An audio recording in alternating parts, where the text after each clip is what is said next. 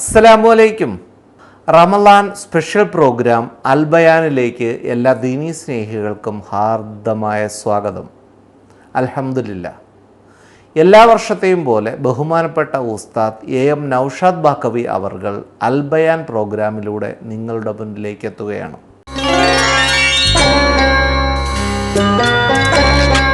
അസ്സലാമു അലൈക്കും വറഹ്മത്തുള്ളാഹി തആല വബറകാതുഹു. അൽഹംദുലില്ലാഹി കഫാ വസ്സലാമുൻ അലാ ഇബാദിഹില്ലദീന ഇസ്തഫാ അമ്മാ ബഅദ്. ഇന്നുരീദു ഇല്ലൽ ഇസ്ലാഹ മസ്തതഅതു വമാ തൗഫീഖി ഇല്ലാ ബില്ലാഹി അലൈഹി തവക്കൽതു വഇലൈഹി ഉനീബ്. അഷ്ഹദു അല്ലാ ഇലാഹ ഇല്ലല്ലാഹ് അസ്തഗ്ഫിറുല്ലാഹ് അസ്അലുക്കൽ ജന്നത വഅഊദു ബിക മിനന്നാർ. അഷ്ഹദു അല്ലാ ഇലാഹ ഇല്ലല്ലാഹ് അസ്തഗ്ഫിറുല്ലാഹ് അസ്അലുക്കൽ ജന്നത വഅഊദു ബിക മിനന്നാർ. അഷ്ഹദു അല്ലാ ഇലാഹ ഇല്ലല്ലാഹ് അസ്തഗ്ഫിറുല്ലാഹ് അസ്അലുക്കൽ ജന്നത വഅഊദു ബിക മിനന്നാർ. അല്ലാഹുമ്മ അർഹംനി യാ അർഹമർ റഹീമീൻ. അല്ലാഹുമ്മ അർഹംനി യാ അർഹമർ റഹീമീൻ. അല്ലാഹുമ്മ അർഹംനി യാ അർഹമർ റഹീമീൻ. അല്ലാഹുവേ, പടച്ചവനെ, ഞങ്ങളെ സ്വീകരിക്കണം റബ്ബേ. ഞങ്ങളുടെ പാപങ്ങളെല്ലാം നീ പൊറുക്കണം റഹ്മാനെ. ഞങ്ങളുടെ തെറ്റുകുറ്റങ്ങളൊക്കെ മായ്ച്ചു കളയണം തമ്പുരാനെ. ഞങ്ങളുടെ മാതാപിതാക്കൾക്ക് അനുഗ്രഹം ചൊരിയണം റബ്ബേ. ഈ അൽബയാൻ സ്പോൺസർ ചെയ്യുന്ന നൂറുൽ ഇസ്ലാം യൂണിവേഴ്സിറ്റി, അവിടുത്തെ ബഹുമാനായ അബ്ദുൽ മജീദ് സാർ, അവർക്കൊക്കെ ദീർഘായുസ് കൊടുക്കണം റഹ്മാനെ. ഈ പ്രോഗ്രാം കാണാൻ ഈ രാത്രിയിൽ എല്ലാ തിരക്കും മാറ്റിവെച്ചു വന്നിരിക്കുന്ന ഞങ്ങളുടെ സഹോദരിമാരെ, സഹോദരങ്ങളെ നീ അനുഗ്രഹിക്കണം തമ്പുരാനെ. സ്വല്ലി അലൻ നബി മുഹമ്മദിൻ വ ആലിഹി വസഹ്ബിഹി അജ്മഈൻ. അൽഹംദുലില്ലാഹി റബ്ബിൽ ആലമീൻ. ജയന്തി ടി വിയിലെ സ്നേഹസമ്പന്നരും ചരിത്ര കുതുകികളും ബിലാൽ റളിയല്ലാഹു അൻഹുവിനെ സ്നേഹിച്ചു തുടങ്ങിയവരുമായ പ്രിയപ്പെട്ട സഹോദരി സഹോദരങ്ങൾക്ക് അൽ ബയാൻ എന്ന മനോഹരമായ പ്രോഗ്രാമിൻ്റെ 10ാമത്തെ എപ്പിസോഡിലേക്ക് സ്വാഗതം. അള്ളാഹു പഠിക്കാനും മനസ്സിലാക്കാനും ജീവിതത്തിൽ വലിയ മാറ്റങ്ങൾ ഉണ്ടാക്കാനും അള്ളാഹു തൗഫീഖ് പ്രദാനം ചെയ്ത് അനുഗ്രഹിക്കുമാറാകട്ടെ. ഏതായാലും ബിലാൽ റളിയല്ലാഹു അൻഹു ഇസ്ലാം മതം സ്വീകരിച്ചു. നബിതങ്ങളെ കണ്ടു കണ്ണ് നിറഞ്ഞു, സന്തോഷമായി, മുസാഫഹത്ത് ചെയ്തു, അവിടുത്തെ കൈ വാരി പുണർന്നു. തിരിച്ച് ഞാൻ അടിമയാണ് നബിയെ, അതുകൊണ്ട് പോകണമെന്ന് പറഞ്ഞ് ഉമയ്യത്തിൻ്റെ ആ തോട്ടത്തിലേക്ക്, ആടുമാടുകളിലേക്ക് ഓടിപ്പോയി. പക്ഷേ എന്തോ ഒരു ദുരൂഹത മൊത്തത്തിൽ ഇങ്ങനെ കറങ്ങി നടക്കുന്നത് ഉമയ്യത്തിന് മനസ്സിലായി. നബിതങ്ങൾ ബിലാലിനോട് പറഞ്ഞു, ബിലാലെ, ഒരിക്കലും ഉമയ്യത്തറിയരുത്. നീ ഇവിടെ വന്ന വിവരം, നീ ഇസ്ലാം മതം സ്വീകരിച്ച വിവരം ഒരിക്കലും ഉമയ്യത്തറിയരുത്. അറിഞ്ഞാൽ നിന്റെ തല വെട്ടിയെടുത്ത് മരുഭൂമിയിൽ കൊണ്ടുവരും, ഉമയ്യത്ത് വലിച്ചെറിയുമെന്ന് നബിതങ്ങൾ പറഞ്ഞു. അതുകൊണ്ട് ആരോടും പറയരുത്. ബിലാൽ റളിയല്ലാഹു അൻഹു പറഞ്ഞു, നബിയെ, എനിക്ക് അങ്ങയെ കണ്ടുകൊണ്ട് ഇവിടെ ഇരിക്കാനാണ് ആഗ്രഹം. ആരാണ് കണ്ടാൽ പോവുക? നബിതങ്ങളുടെ മുഖത്ത് നോക്കിയാൽ ആർക്കാണ് പോകാൻ തോന്നുക?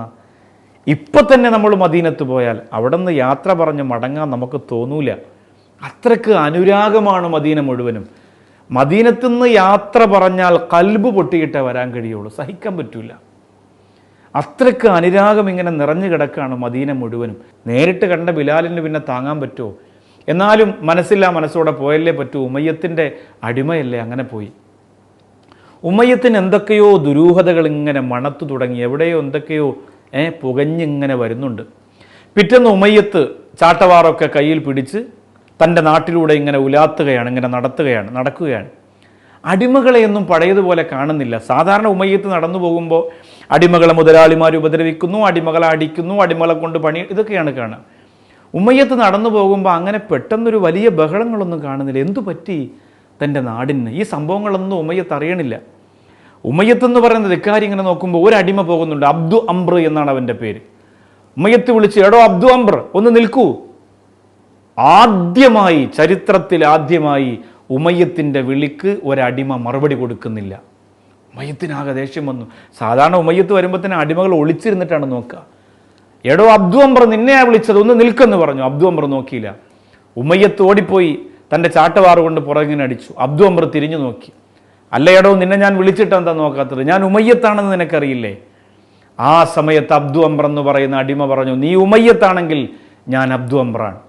എൻ്റെ മുഖത്ത് നോക്കി നിനക്ക് അങ്ങനെ സംസാരിക്കാൻ ആര് ധൈര്യം തന്നു എന്ന് ചോദിച്ചപ്പോൾ അബ്ദു അംബ്ര പറയാൻ, മുഹമ്മദ് മുസ്തഫ സല്ലല്ലാഹു അലൈഹി വസല്ലം. അതൊക്കെ ചരിത്രം വല്ലാതെ അത്ഭുതപ്പെട്ടു പോയ നിമിഷമാണ്. ഉമയ്യത്തിൻ്റെ മുഖത്ത് നോക്കി ആദ്യമായിട്ടൊരാൾ വർത്തമാനം പറയുകയാണ് അബ്ദു അംബർ പറയാണ്, ഈ ആകാശം, ഈ ഭൂമി, ഈ ഉമയ്യത്ത്, നിന്നെ, എന്നെ, നിന്റെ ഉമ്മയെ ഉപ്പയെ ഒക്കെ പടച്ചത് ഒറ്റ ഇലാഹാണ്. ആ ഇലാഹിൻ്റെ ദൂതൻ പ്രവാചകൻ മുഹമ്മദ് നബിയാണ്. ആ മുഹമ്മദിനെ പ്രവാചകനായും അള്ളാഹുവിനെ ദൈവമായും ഞാൻ വിശ്വസിച്ചിരിക്കുന്നു. ഞാൻ മുസ്ലിമാനടോ, ഞാൻ തൗഹീദ് വിശ്വസിച്ചിരിക്കുന്നു, ലാ ഇലാഹ ഇല്ലല്ലാ മുഹമ്മദ് റസൂലുള്ള എന്ന് പറഞ്ഞിട്ട് ഉമയ്യത്തിൻ്റെ മുമ്പിൽ നിന്ന് അബ്ദു അംബർ ഒരൊറ്റ ഓട്ടമായിരുന്നു. ഉമയ്യത്തിനാകെ അസ്വസ്ഥത, ആകാശം ഇടിഞ്ഞു വീഴുന്നത് പോലെ തോന്നി, ഭൂമിക്കടിയിലേക്ക് താൻ താഴ്ന്നു പോകുന്നത് പോലെ തോന്നി, സഹിക്കാൻ കഴിയുന്നില്ല. ഉമയ്യത്ത് അവിടെ നിന്ന് തിരിച്ചുപോയി. കൊട്ടാരത്തിൽ ചെന്നിട്ട് അസ്വസ്ഥത, തിരിച്ചിറങ്ങുമ്പോൾ അസ്വസ്ഥത, സമാധാനമില്ല, ശാന്തതയില്ല, ആകെ മൊത്തം മനസ്സിൽ വല്ലാത്ത സങ്കടം നിറഞ്ഞു തുളുമ്പി. ഉമയ്യത്ത് പറഞ്ഞു, ഇങ്ങനെ വിട്ടാൽ ശരിയാവില്ല. നാട്ടിലെ മുഴുവൻ പ്രമാണികളെയും വിളിച്ചു, യജമാനന്മാരെ വിളിച്ചു. ഉമയ്യത്തിനെ പോലെ അന്ന് അറേബ്യയിലെ ഏറ്റവും വലിയ ധിക്കാരികളും അഹങ്കാരികളും പ്രമാണികളും എല്ലാവരെയും വിളിച്ചു കൂട്ടിയിട്ട് പറഞ്ഞു, ഒരു പ്രധാനപ്പെട്ട കാര്യം എനിക്ക് നിങ്ങളോട് പറയാനുണ്ട് എന്ന് പറഞ്ഞു. എല്ലാവരും വന്നിരുന്നു. പ്രധാനപ്പെട്ട കാര്യം പറയാൻ പോവാണ്. ഏതായാലും ആ പ്രധാനപ്പെട്ട കാര്യം നമുക്ക് ഇൻഷാ അല്ലാഹ് നാളത്തെ അൽബയാനിൽ ചർച്ച ചെയ്യാം. എന്താണ് അവരെടുക്കുന്ന തീരുമാനം? അള്ളാഹു നമ്മയൊക്കെ കാത്തിരക്ഷിക്കുമാറാകട്ടെ. അടിമകളുടെ ജീവിതം അങ്ങനെയായിരുന്നു. പക്ഷെ പ്രവാചകൻ്റെ വരവിലൂടെ അടിമകൾക്ക് സ്വാതന്ത്ര്യത്തിൻ്റെ വഴി അള്ളാഹു തുറന്നു കൊടുക്കുകയാണ്. വലിയ സന്തോഷവും അതിലുപരി ഈ മുതലാളിമാരുടെ ഉപദ്രവവും അടങ്ങുന്ന കണ്ണീരിൻ്റെ കഥകളാണിനി. അള്ളാഹു കാത്തിരക്ഷിക്കട്ടെ. ഇന്നത്തെ ചോദ്യങ്ങളിലേക്ക് പ്രവേശിക്കുകയാണ്.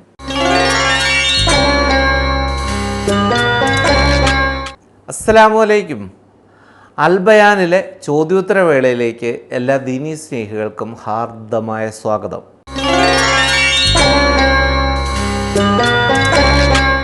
സുഖമില്ലാതെ ഹോസ്പിറ്റലിൽ പോകുന്ന സമയം പിൻദ്വാരത്തിലൂടെ മരുന്ന് വയ്ക്കുന്ന ഒരു രീതി ഉണ്ട്. ഇങ്ങനെ ചെയ്താൽ നോമ്പ് മുറിയുമോ? ഇത് ചോദിച്ചിരിക്കുന്നത് അജ്മൽ ഖാനാണ്, കോഴിക്കോട് നിന്ന്. തുറക്കപ്പെട്ട ദ്വാരങ്ങളിലൂടെ കട്ടിയുള്ള ഒരു വസ്തു അകത്തേക്ക് കടന്നാൽ നോമ്പ് മുറിയും എന്നതാണ് ഇസ്ലാമിൻ്റെ ഫിഖ്ഹി പണ്ഡിതന്മാർ രേഖപ്പെടുത്തിയിരിക്കുന്നതെങ്കിൽ തീർച്ചയായിട്ടും ഇങ്ങനെ ഒരു സംഭവം നടക്കുന്നത് കൊണ്ട് നോമ്പ് മുറിയുന്നതാണ്.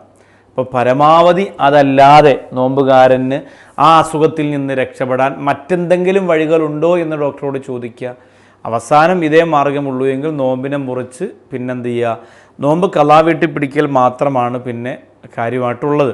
അപ്പോൾ ഏതായാലും ഇങ്ങനെ ഒരു അവസ്ഥ ചികിത്സയിൽ വന്നാൽ നോമ്പ് മുറിയുന്നതാണ്. പിന്നെ ഇന്നത്തെ അസുഖങ്ങളെന്ന് പറഞ്ഞാൽ നമ്മൾ ആരും നനച്ചിരിക്കാതെ വരുന്ന അസുഖങ്ങളാണ്. പെട്ടെന്ന് ഇപ്പോൾ ഇന്നലെ ഞാൻ പ്രഭാഷണം നടത്തിയ സദസ്സിൽ SSLCക്ക് പഠിക്കുന്ന ഒരു കുട്ടിക്ക് യാതൊരുവിധ തകരാറുമില്ലാതിരുന്ന കുട്ടി പെട്ടെന്ന് ദേഹം തളർന്ന് വീണ് പരിശോധിക്കുമ്പോൾ 2 കിഡ്നിയും നഷ്ടപ്പെട്ടു പോയിരിക്കുകയാണ്. ഇപ്പോൾ ഡയാലിസിസ് തുടങ്ങിക്കഴിഞ്ഞു. അപ്പോൾ ഇത് നമുക്ക് പറയാൻ കഴിയില്ലല്ലോ. നമ്മുടെ ശരീരത്തിൻ്റെ അവസ്ഥയാണ്. അള്ളാഹു തരുന്ന ഓരോ മനുഷ്യർക്ക് കൊടുക്കുന്ന പരീക്ഷണങ്ങളാണ്. ഈ റമദാനിൻ്റെ ബറക്കത്ത് കൊണ്ട് പടച്ചോൻ നമ്മയും നമ്മ മക്കളെയും കുടുംബത്തെയൊക്കെ മാരക രോഗങ്ങളിൽ നിന്ന് അള്ളാഹു കാത്തിരക്ഷിക്കുമാറാകട്ടെ. അങ്ങനെ കരഞ്ഞ് പടച്ചോനോട് ദ്വാരക്കാനേ പറ്റൂ. അപ്പോൾ ഏതായാലും നമ്മുടെ ശരീരത്തിൻ്റെ അങ്ങനെ ഒരു അസ്വസ്ഥത വന്നാൽ ഈ രീതിയിലേ ചികിത്സിക്കാൻ പറ്റുള്ളൂ എങ്കിൽ തീർച്ചയായിട്ടും നമ്മുടെ നോമ്പ് മുറിയുന്നതാണ്.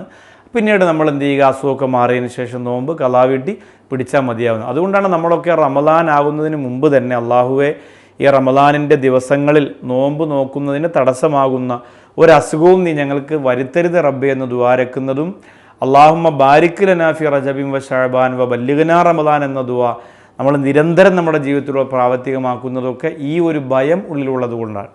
നാട്ടിൽ വെള്ളത്തിന് ക്ഷാമമുള്ളത് കൊണ്ട് അടുത്തുള്ള ചെറിയ കുളത്തിൽ നിന്നാണ് കുളിക്കുന്നത്. നോമ്പായാലും അങ്ങനെ തന്നെ. ചിലർ പറയുന്നു മുങ്ങി കുളിച്ചാൽ നോമ്പ് മുറിയുമെന്ന്.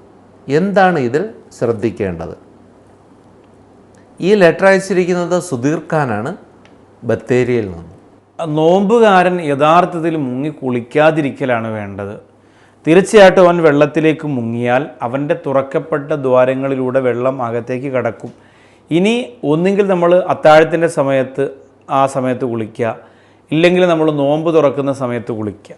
അല്ലാതെ നോമ്പുകാരൻ കുളിക്കുമ്പോൾ ഈ പുഴയിലും അല്ലെങ്കിൽ കുളത്തിലും ഒക്കെ ആണെങ്കിൽ തീർച്ചയായിട്ടും നമ്മൾ കരയിലിരുന്ന് വെള്ളം കോരി ഒഴിച്ച് ശരീരത്തിലേക്ക് ഒഴിച്ച് കുളിക്കാനാണ് നമ്മൾ ശ്രദ്ധിക്കേണ്ടത്.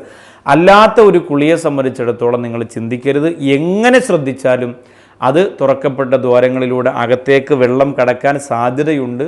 അതിലൂടെ നമ്മുടെ നോമ്പ് നമുക്ക് നഷ്ടമായി പോകും. നമ്മൾ ആലോചിക്കുക, നമ്മൾ ആത്മാവിൻ്റെ വൃത്തിക്ക് വേണ്ടിയാണ് നോമ്പ് പിടിക്കുന്നത്, ശരീരത്തിൻ്റെ വൃത്തിക്ക് വേണ്ടിയിട്ടാണ് നമ്മൾ കുളിക്കുന്നത്. അപ്പോൾ നമുക്ക് ഏറ്റവും പ്രധാനപ്പെട്ടത് ആത്മാവിൻ്റെ വിശുദ്ധിയാണ്. ശരീരം വൃത്തിയാക്കണ്ട എന്നോ ശുദ്ധിയാക്കണ്ട എന്നോ അല്ല, പക്ഷേ അതിന് അതിൻ്റേതായ ചില നിയമവ്യവസ്ഥിതികൾക്കകത്ത് നിന്നുകൊണ്ട് വേണം ചെയ്യാൻ. അല്ലാതെ നോമ്പ് എന്തോ ആവട്ടെ എനിക്ക് വൃത്തിയായ മതി എന്ന് നമ്മൾ ചിന്തിക്കരുത്. അത് നമുക്ക് വലിയ നഷ്ടം ഉണ്ടാക്കും. അപ്പോൾ കുളത്തിൽ നിന്ന് നമുക്ക് കുളിക്കാൻ പറ്റുള്ളൂ എങ്കിൽ ഒരു പാത്രം കൊണ്ടുപോയിട്ട് നമുക്ക് തന്നെ ഒഴിച്ച് കുളിക്കാമല്ലോ. അങ്ങനെ തന്നെ ഇറങ്ങി മുങ്ങി കുളിക്കണം എന്നൊരു നിർബന്ധം നമ്മൾ കാണിക്കേണ്ട. അങ്ങനെ ചെയ്താൽ തീർച്ചയായിട്ടും നോമ്പിനെ അത് ബാധിക്കും. എന്തായാലും എങ്ങനെ ശ്രദ്ധിച്ചു കഴിഞ്ഞാലും അത് തുറക്കപ്പെട്ട ദ്വാരങ്ങളിലൂടെ വെള്ളം അകത്തേക്ക് പോവും. ഒരു കാരണവശാലും നമ്മൾ മുങ്ങി കുളിക്കരുത്. കരയിലിരുന്ന് തന്നെ കുളിക്കുക. വെള്ളം ഇപ്പോൾ വീട്ടിലില്ലെങ്കിൽ എങ്ങനെ കുളിക്കാൻ പറ്റുള്ളൂ അങ്ങനെ കുളിക്കാം. ഇനി അതെല്ലാം മുങ്ങിയേ കുളിക്കൂ എങ്കിൽ നോമ്പല്ലാത്ത മഗ്‌രിബിൻ്റെ സമയം കഴിഞ്ഞിട്ടോ അത്താഴത്തിൻ്റെ സമയത്തിന് മുമ്പ് എപ്പോഴെങ്കിലും രാത്രിയിൽ പോയി മുങ്ങി കുളിക്കുകയാണ് വേണ്ടത്. ഏതായാലും നോമ്പിൻ്റെ ആ സമയത്ത് ഇത്തരം ശ്രദ്ധകൾ നമ്മുടെ ജീവിതത്തിൽ ഉണ്ടാവണം. അള്ളാഹു കാക്കട്ടെ. നോമ്പ് തുറക്കാൻ കാരയ്ക്ക തിരഞ്ഞെടുത്തതിലുള്ള യുക്തി എന്താണ്? ഇത് ചോദിച്ചത് അഷ്റഫാണ്, നെയ്യാറ്റിങ്കര നിന്നു. നോമ്പ് തുറക്കാൻ കാരയ്ക്ക തിരഞ്ഞെടുത്തതിലുള്ള യുക്തി എന്ന് പറഞ്ഞാൽ കാരയ്ക്കയെക്കുറിച്ച് നമ്മൾ പഠിക്കണം. ഈത്തപ്പഴത്തെക്കുറിച്ച്, കാരയ്ക്കയെക്കുറിച്ച് നമ്മൾ ശരിക്കും പഠിച്ചാൽ തന്നെ എന്തുകൊണ്ട് നബി സല്ലല്ലാഹു അലൈഹി വസല്ലമ തങ്ങൾ ആ ഒരു ആഹാരത്തെ നോമ്പ് തുറക്കുന്ന സമയത്ത് നിങ്ങൾ കഴിക്കണമെന്ന് പറഞ്ഞു എന്ന് നമുക്ക് ബോധ്യമാകും. വളരെ ശ്രേഷ്ഠതയുള്ള ഒരു ആഹാര സാധനമാണ് ഈ ഈത്തപ്പഴം, കാരയ്ക്ക എന്ന് പറയുന്നത്. വളരെ ശ്രേഷ്ഠതയാണ്. നമ്മുടെ കണ്ണിന്, നമ്മുടെ നാവിന്, നമ്മുടെ കുടലിന്, നമ്മുടെ ദഹനത്തിനൊക്കെ ആ സമയത്തേക്ക് ഏറ്റവും നല്ലത് അതാണ്. മാത്രമല്ല നബി സല്ലല്ലാഹു അലൈഹി വസല്ലമ തങ്ങൾ ഈ കാരക്കയെ തിരഞ്ഞെടുക്കുന്നതിൻ്റെ പ്രധാന കാരണം നമ്മൾ നോമ്പ് തുറക്കുന്ന സമയത്ത് നമ്മുടെ വയറും നമ്മുടെ തൊണ്ടയൊന്നും ഒന്നും ഇല്ലാതിരിക്കുന്ന, ഒന്നും ഉള്ളിലേക്ക് പോകാതിരിക്കുന്ന ഒരു സമയമാണ്. ആ സമയത്ത് തീ സ്പർശിച്ച ഒരു ആഹാര സാധനം നമ്മൾ ആ സമയത്ത് കഴിക്കേണ്ട. അത് നമ്മുടെ ശരീരത്തിന് ദോഷമുണ്ടാക്കും. അതുപോലെ ആസിഡ് പോലുള്ള സാധനം, ജനങ്ങളൊക്കെ ചില ആളുകളൊക്കെ നോമ്പ് തുറക്കുന്നത് തന്നെ നാരങ്ങ വെള്ളത്തിലാണ്. വെള്ളം ഇങ്ങനെ കലക്കി വെക്കുക, ബാങ്ക് കേൾക്കുമ്പോൾ ആ വെള്ളം എടുത്ത് കുടിക്കുക, ഇങ്ങനെ ഓടുക. അപ്പോൾ അതൊക്കെ നമ്മൾ ഒഴിവാക്കിയിട്ട് നബി സല്ലല്ലാഹു അലൈഹി വസല്ലമ തങ്ങൾ പറഞ്ഞ ഈ കാരയ്ക്ക് തന്നെ കഴിക്കാൻ നമ്മൾ തയ്യാറാവുക. നബി സല്ലല്ലാഹു അലൈഹി വസല്ലമ തങ്ങൾ പറഞ്ഞ ഭക്ഷണ ക്രമരീതികളിലൂടെ ഒരു വിശ്വാസി മുന്നോട്ട് പോയാൽ അവന് എല്ലാ രോഗത്തിൽ നിന്നും രക്ഷ നേടാൻ സാധിക്കും. ഇപ്പോൾ മദീനത്ത് ഒരു വൈദികൻ വന്ന് താമസിച്ചു എന്ന് നമുക്കറിയാം. ചികിത്സ ചെയ്യുന്നയാൾ, അദ്ദേഹം വന്ന് 3 മാസക്കാലം താമസിച്ചിട്ട് അദ്ദേഹത്തിന് ഒരു രോഗിയെയും ചികിത്സിക്കാൻ കിട്ടാതെ അദ്ദേഹം മടങ്ങിപ്പോകുമ്പോൾ ചോദിച്ചു, നിങ്ങൾ എന്തേ മടങ്ങിപ്പോകുന്നത്? അപ്പോൾ പറഞ്ഞത്, ഇവിടെ എല്ലാവരും നബി സല്ലല്ലാഹു അലൈഹി വസല്ലമ തങ്ങൾ പറഞ്ഞതുപോലെയാണ് ഭക്ഷണം കഴിക്കുന്നത്. ആ രീതിയിൽ ഭക്ഷണം കഴിക്കുന്ന ആളിന് ഒരിക്കലും ഞാൻ കൊണ്ടുവന്ന മരുന്ന് കഴിക്കേണ്ട ഒരു അവസ്ഥ ഉണ്ടാവില്ല. ഭക്ഷണം ചവച്ചരച്ച് കഴിക്കുക, വയറിൻ്റെ 1/3 ഭാഗത്തെ എപ്പോഴും ഒഴിച്ചിട്ടിരിക്കുക, അങ്ങനെ ഒരുപാട് ഭക്ഷണവുമായി ബന്ധപ്പെട്ട ക്രമങ്ങൾ അതൊക്കെ ലോകത്തിന് പഠിപ്പിച്ച പ്രവാചകർ സല്ലല്ലാഹു അലൈഹി വസല്ലമ തങ്ങൾ നിങ്ങൾ നോമ്പ് തുറക്കുന്ന സമയത്ത് കാരയ്ക്ക കൊണ്ട് നോമ്പ് തുറക്കുക എന്ന് പറഞ്ഞിട്ടുണ്ടെങ്കിൽ അതിൽ തീർച്ചയായിട്ടും ഒരു നോമ്പുകാരൻ്റെ ശരീരത്തിൻ്റെ ആരോഗ്യം ഒളിഞ്ഞിരിക്കുന്നുണ്ട് എന്ന് 101 വട്ടം നമുക്ക് ഉറപ്പിക്കാം. അള്ളാഹു എല്ലാ നോമ്പും കാരയ്ക്ക കൊണ്ട് തന്നെ തുറക്കാൻ നമുക്ക് അള്ളാഹു തൗഫീക്ക് തരട്ടെ. നമ്മൾ ഇസ്ലാമിക് സെൻറ്ററിലാണ് തറാവീഹിന് പോകുന്നത്. മഗ്‌രിബിന് പോയാൽ ഞാൻ തറാവീഹും കഴിഞ്ഞാണ് വരുന്നത്. പക്ഷേ അവിടെ ഇഹ്തികാഫിൻ്റെ കൂലി കിട്ടില്ല എന്ന് ചിലർ പറയുന്നു. ഇത് ശരിയാണോ? ഈ ലെറ്റർ അയച്ചിരിക്കുന്നത് സോഫിസയാണ്, കോഴിക്കോട് നിന്നു. ഇഹ്തികാഫ് എന്നത് അള്ളാഹുവിന് വേണ്ടിയുള്ള ഇരുത്തമാണ്. പക്ഷേ ആ ഇരുത്തം നമ്മൾ ഇരിക്കേണ്ടത് പടച്ചവന് വേണ്ടി വഖഫ് ചെയ്ത സ്ഥലങ്ങളിലാണ്. ഇപ്പോൾ പള്ളികൾ, അള്ളാഹുവിന് വേണ്ടി നിർമ്മിക്കപ്പെട്ട പള്ളികൾ, ആ പള്ളികളിൽ നമ്മൾ നമസ്കരിക്കുമ്പോൾ ആ നമസ്കരിക്കുന്ന പള്ളികൾ അള്ളാഹുവിന് വേണ്ടി ആ സ്ഥലം കൊടുത്തയാൾ, ആ പള്ളി നിർമ്മിച്ചയാൾ, ഇത് ഞാൻ അള്ളാഹുവിന് വേണ്ടി വഖഫ് ചെയ്തിരിക്കുന്നു. ആ പള്ളിയും അതിന് മുകളിലോട്ട് എത്ര വരുമോ അത്രയും അള്ളാഹുവിനുള്ളതാണ്. ഒരു പള്ളി നിലനിൽക്കുന്നത് അതിൻ്റെ മുകളിലേക്ക് മുഴുവനും പള്ളിയാണ്, പള്ളിയുടെ ഹുക്കുമാണ്. 2ാമത്തെ നില കെട്ടിയാലും 3ാമത്തെ നില കെട്ടിയാലും 4ാമത്തെ നില കെട്ടിയാലും അതിൻ്റെ മുകളിലേക്ക് പള്ളിയുടെ ഹുക്കുമാണ്. അതിന് ഒരു പള്ളിയിൽ പാലിക്കേണ്ട എല്ലാ കാര്യങ്ങളും അതിൽ പാലിച്ചിരിക്കണമെന്നാണ്. അപ്പോൾ അങ്ങനെ വഖഫ് ചെയ്ത സ്ഥലങ്ങളിലാണ് ഇഅ്തികാഫിൻ്റെ പരിപൂർണമായ പ്രതിഫലം കിട്ടുള്ളൂ. ഇപ്പോൾ ഇസ്ലാമിക് സെൻറ്റർ എന്നൊക്കെ പറയുമ്പോൾ പള്ളിയായിട്ട് വഖഫ് ചെയ്ത സ്ഥലങ്ങളായിരിക്കില്ല. അവിടെ ഖുർആൻ ക്ലാസ്സും മജ്ലിസുൻ നൂറും സ്വലാത്തും മജ്ലിസും ഒക്കെ നടക്കുന്ന, വനിതാ മതപഠന ക്ലാസ്സും ഒക്കെ നടക്കുന്ന ഒരു സ്ഥലത്തായിരിക്കും. അവിടെ അതിന് വരുമ്പോൾ നിസ്കരിക്കാനുള്ള ഒരു സൗകര്യം ഒരുക്കിയ സ്ഥലമായിരിക്കും. അവിടെ എഴുത്തിക്കാഫിൻ്റെ നെയ്യത്തോടു കൂടി ഇരുന്നാൽ പരിപൂർണമായ എഴുത്തിക്കാഫിൻ്റെ കൂലി കിട്ടൂല. അവിടെ ഇരുന്ന് ഖുർആൻ ഓതിയതിൻ്റെയും നിസ്കരിച്ചതിൻ്റെയും പ്രതിഫലം മാത്രമാണ് കിട്ടുക. എഴുത്തിക്കാഫിൻ്റെ കൂലി കിട്ടണമെങ്കിൽ അള്ളാഹുവിന് വേണ്ടി വഖഫ് ചെയ്ത പരിശുദ്ധമായ പള്ളിക്കകത്ത് തന്നെ ഇരുന്ന് ആ മനുഷ്യൻ നിസ്കരിച്ചിരിക്കണം. എങ്കിലാണ് എഴുത്തിക്കാഫിൻ്റെ കൂലി അവന് കിട്ടുക.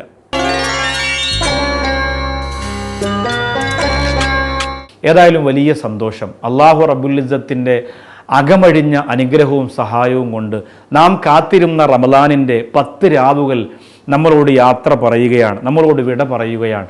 10ാമത്തെ തറാവീഹ് നിസ്കരിച്ചിറങ്ങുന്ന മനുഷ്യന് അള്ളാഹു കൊടുക്കുന്ന പുണ്യം നിങ്ങൾക്കറിയണ്ടേ? 10ാമത്തെ രാത്രിയിലെ പൂർണ്ണമായും തറാവീഹ് കഴിഞ്ഞിറങ്ങുന്ന മനുഷ്യൻ അള്ളാഹു കൊടുക്കുന്ന നേട്ടം നിങ്ങൾക്കറിയണ്ടേ? ഇഹലോകത്തും പരലോകത്തും ഇതിനു പകരം ഒരു ഗുണം അള്ളാഹു പ്രദാനം ചെയ്യാൻ. ഇവിടെയും അവിടെയും ഈ തറാവീഹ് നിസ്കാരം 10ാമത്തെ തറാവീഹ് നിസ്കരിച്ചു തീരുന്നവന് ദുനിയാവിലും അതിൻ്റെതായ വലിയൊരു പുണ്യമുണ്ടാവും. അങ്ങനെ തന്നെ ഒരു വലിയ മഹത്വം ആഖിറത്തിലും അള്ളാഹു റബ്ബുൽ ഇസ്സത്ത് കൊടുക്കുന്നതാണ്. എന്നാൽ 10ാമത്തെ തറാവീഹ് കഴിഞ്ഞിറങ്ങുന്നവർക്ക് ഈ പുണ്യം അവർക്ക് നഷ്ടപ്പെട്ടു പോകുന്നതല്ല. അള്ളാഹു ദുനിയാവിൽ നിന്ന് ഇങ്ങനെ അധികരിപ്പിച്ചുകൊണ്ടേയിരിക്കും. ഇന്ന് 10ാമത്തെ തറാവീഹ് കഴിഞ്ഞ ആ മനുഷ്യൻ അള്ളാഹു ഒരു നന്മ നിശ്ചയിക്കുന്നു.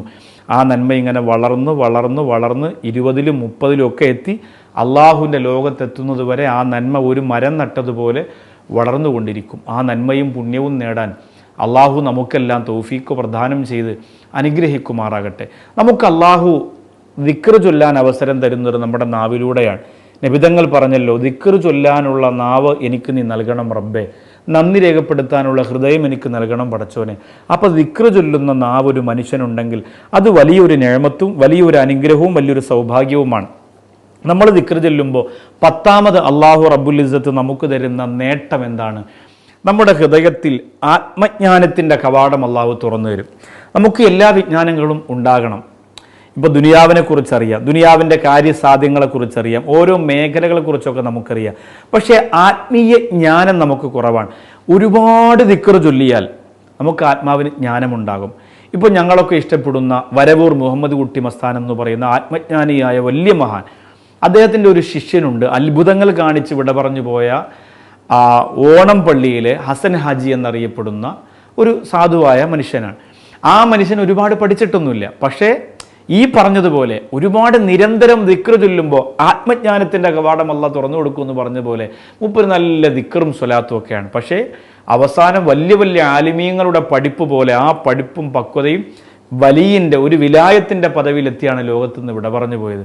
അപ്പോൾ ദിക്റുകൾ നിരന്തരം ചൊല്ലിയാൽ നമുക്ക് കിട്ടുന്നത് വലിയ സൗഭാഗ്യമാണ്, വലിയ നേട്ടമാണ്, വലിയ നിഅമത്താണ്. അള്ളാഹു അത് മുഴുവനും നമുക്ക് ചുരിഞ്ഞു തന്ന് അനുഗ്രഹിക്കുമാറാകട്ടെ. 10ാമത്തെ റമദാനിൻ്റെ പകലിലും രാത്രിയിലും നിങ്ങൾ ചൊല്ലണം എന്ന് മഹാന്മാർ പറഞ്ഞ ദുആയാണ് ഇന്ന് നിങ്ങൾക്ക് പറഞ്ഞു തരുന്നത്. അഊദു ബില്ലാഹി മിനശ് ശൈത്വാനിർ റജീം. ബിസ്മില്ലാഹിർ റഹ്മാനിർ റഹീം. അല്ലാഹുമ്മ ജഅൽനി മിനൽ മുത്തവക്കിലീന അലൈക് വജഅൽനി മിനൽ ഫായിസീൻ. اللهم اجعلني من المتوكلين عليك واجعلني من الفائزين. اللهم اجعلني من المتوكلين عليك واجعلني من الفائزين. اللهم اجعلني من المتوكلين عليك. പടച്ചവനെ, നിന്നിൽ കാര്യങ്ങൾ ഭരമേൽപ്പിക്കുന്നവരുടെ കൂട്ടത്തിൽ ഞങ്ങളെ ഉൾപ്പെടുത്തണമേ, എന്നെ ഉൾപ്പെടുത്തണമേ. അല്ലാഹുമ്മ ജഅൽനി എന്ന് പറഞ്ഞാൽ എന്നെ, അല്ലാഹുമ്മ ജഅൽനാ എന്ന് പറഞ്ഞാൽ ഞങ്ങളെ. അല്ലാഹുമ്മ ജഅൽനി മിനൽ മുതവക്കിലീന അലൈക്. അല്ലാഹുവേ, നിന്നിൽ കാര്യങ്ങൾ ഭരമേൽപ്പിക്കുന്നവരുടെ കൂട്ടത്തിൽ ഞങ്ങളെ നീ ഉൾപ്പെടുത്തണമേ. വജഅൽനി മിനൽ ഫായിസീൻ. ഞങ്ങളെ നീ വിജയികളുടെ കൂട്ടത്തിൽ ചേർക്കണേ, ഞങ്ങളെ നീ വിജയികളുടെ കൂട്ടത്തിൽ ചേർക്കണേ. അല്ലാഹുമ്മ ജഅൽനി മിനൽ മുതവക്കിലീന അലൈക വജഅൽനി മിനൽ ഫായിസീൻ. അല്ലാഹു പഠിക്കാനും മനസ്സിലാക്കാനും അമൽ ചെയ്യാനും അല്ലാഹു തൗഫീക്ക് തരട്ടെ. അൽ ബയാൻ നിങ്ങൾ കാണുക. കാണാത്തവരെ ബിലാൽ റളിയല്ലാഹു അൻഹുവിൻ്റെ ചരിത്രം പഠിച്ച് ആത്മീയത നുകരാൻ ചേർത്ത് നിങ്ങളോടൊപ്പം കൂടെ ഇരുത്തുക. എന്നിട്ട് നിങ്ങളുടെ അഭിപ്രായങ്ങൾ, സംശയങ്ങൾ, നിർദ്ദേശങ്ങൾ എഴുതി അറിയിക്കുക. AM Naushad Baqavi, Al ബയാൻ, Darul Ishq, തെണ്ണൂർക്കോണം, Mudapuram PO, Chirayinkeezhu, Thiruvananthapuram. അള്ളാഹു നിങ്ങളെയും ഞങ്ങളെയും അനുഗ്രഹിക്കട്ടെ. നിങ്ങളുടെ പ്രാർത്ഥനയിൽ ഞങ്ങളെ ഉൾപ്പെടുത്തുക. അടുത്ത ഈ നാളെ ബിലാൽ റളിയല്ലാഹു തആല അൻഹുവിൻ്റെ ചരിത്രത്തിൻ്റെ മർമ്മപ്രധാനമായ ഭാഗം, ഉമയ്യത്ത് എന്താണ് തൻ്റെ ശത്രു തലവന്മാരുമായി പാളയത്തിലിരുന്ന് തീരുമാനമെടുത്തത് എന്ന് തുടങ്ങുന്ന ചരിത്രത്തിൻ്റെ അടുത്ത ഭാഗവുമായി നാളെ ഇതേ സമയം ഇതേ ചാനലിൽ ഇതേ പ്രോഗ്രാമുമായി വീണ്ടും ഇൻഷാ അല്ലാഹ് നമുക്ക് കണ്ടുമുട്ടാം. അതുവരേക്കും അസ്സലാമു അലൈക്കും വറഹ്മത്തുള്ളാഹി തആല വബറകാതുഹു.